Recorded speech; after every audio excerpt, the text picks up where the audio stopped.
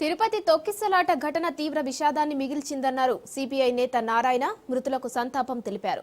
పోలీసుల వైఫల్యం, టీటీడీ సమన్వయ లోపం బహిర్గతమవుతుందని విమర్శించారు. స్థానిక సిపిఐ కార్యకర్తలు సహాయక చర్యలో పాల్గొనాలని పిలుపునిచ్చారు నారాయణ.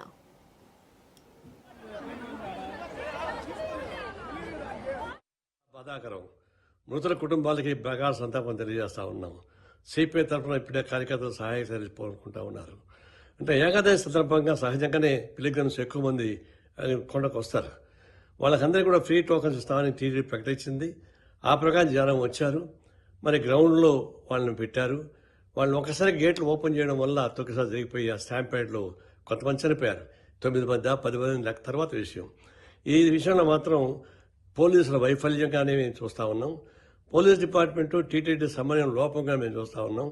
ఈ సందర్భంగా మృతుల కుటుంబాలకి తగిన సహాయం చేయాలని చెప్పేసి, వైద్య సదుపాయాన్ని కల్పించాలని, స్థానికంగా సిపిఐ కార్యకర్తలు చురుగ్గా పాల్గొని చెప్పేసి నేను విజ్ఞప్తి చేస్తూ వారి చనిపోయిన వాళ్ళకి